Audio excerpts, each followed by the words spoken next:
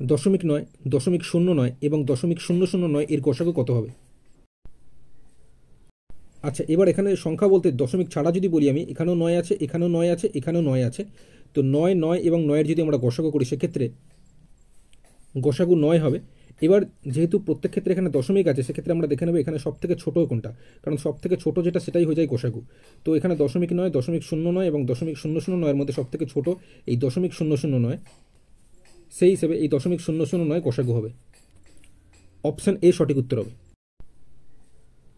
অন্যভাবে যদি তোমরা অঙ্কটা করতে চাও সেক্ষেত্রে এখানে 0.9 মানে আমরা লিখতে পারি 9/10, যেহেতু দশমিকের পর একটা ডিজিট আছে তাই নিচে একের পর একটা শূন্য, ঠিক আছে, মানে 9/10 হলো।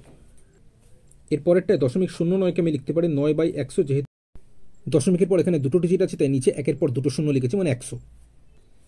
এরপরেরটা এই 0.009 মানে এই 9/দশমিকের পর যেহেতু তিনটে ডিজিট আছে তাই নিচে একের পর তিনটে শূন্য, মানে 1000 লিখেছি। অর্থাৎ এই 0.009 মানে 9/1000 হলো।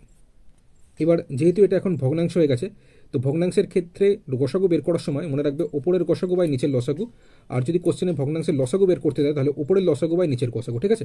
এখানে যদি কোশ্চেনে আমাদের গসাগু বের করতে দিয়েছে তাই ওপরের গসাগু করব আর নিচের লসাগু করব, ঠিক আছে। সেক্ষেত্রে ওপরে এখানেও 9 আছে, এখানেও 9 আছে, এখানেও 9 আছে, তো 9, 9, 9-এর যদি গসাগু করি 9 হবে, তোমরা রাফে করে দেবে 9 আসবে। অথবা একই সংখ্যা যতবারই থাকুক না কেন তাদের গসাগু করলে গসাগু সেই সংখ্যাটাই হবে।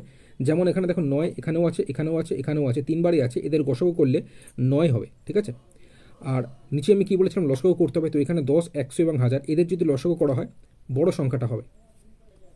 এক্ষেত্রে প্রত্যেকটা সংখ্যায় 10-এর গুণিতক, তো এখানে বড় সংখ্যা হচ্ছে 1000। তো এই 1000কে আমি নিচে বসালাম। এবার এটাকে যদি আমরা দশমিকে আনতে চাই সেক্ষেত্রে উপরের এই 9কে লিখলাম আর নিচে একের পর যতগুলো শূন্য ততগুলো ডিজিটের আগে দশমিক হবে। তো একের পর যেহেতু তিনটে শূন্য আছে তাই তিনটে ডিজিটের আগে দশমিক। তো একটা ডিজিট তো 9 দিয়ে হয়ে গেছে, উপরের এই 9 দিয়ে হয়ে গেছে, বাকি দুটো ডিজিট আমি শূন্য দিয়ে করে দিলাম। তাহলে টোটাল তিনটে ডিজিট হয়ে গেলে তিনটে ডিজিটের আগে এখানে দশমিক দেবো। তো গসাগু হয়ে যাচ্ছে 0.009। অপশান এ সঠিক উত্তর হবে।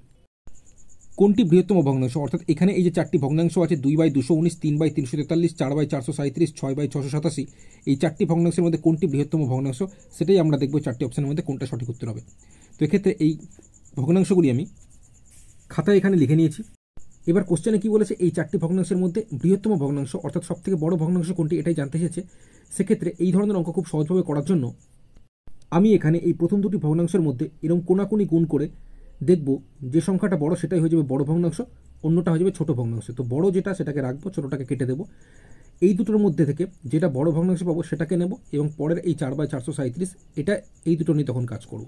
কাজ করার পর দেখব এই দুটোর মধ্যে যেটা বড় সেটাকে রাখবো, ছোটটাকে কেটে দেবো। এইভাবে পরেরটা নিয়ে কাজ করবো, ঠিক আছে।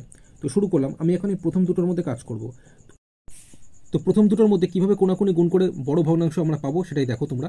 দেখো কোনাকুনি 343-এর সাথে তোমরা 2 গুণ করতে পারো, অথবা তোমরা চাইলে যদি সহজভাবে গুণটা করতে চাও প্রথম দুটো ডিজিট মানে 34 নিয়ে কাজ করতে পারো। 34 দুগুণে কত হচ্ছে 68, আর এখানে প্রথম দুটো ডিজিট 21, 21 দিনে গুণ করো 63, কোনাকুনি গুণ করছে, ঠিক আছে।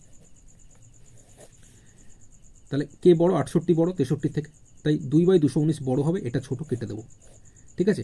আচ্ছা, এখানের গ্যাপটা অবশ্যই দেখে নেবে, এখানে 68 এখানে 63, গ্যাপ কত? 68 থেকে 63 বিয়োগ করলে 5। তাই এরকম ক্ষেত্রে আমরা দুটো ডিজিট নিয়ে গুণ করেছি, কোনো অসুবিধা নেই। যদি গ্যাপটা কাছাকাছি হতো, মানে দেখা গেল 2 বা 3 গ্যাপ হচ্ছে, সেক্ষেত্রে পুরো তিনটে ডিজিট দিয়ে তোমরা গুণ করে দেখবে কোনাকুনি, ঠিক আছে। আচ্ছা, এইবার এখন আমরা বড় পেয়ে গেছি এটা 2/219 এটা, আর এখন এই 4/437 এই দুটোর মধ্যে দেখবো কোনটা বড়, ঠিক আছে।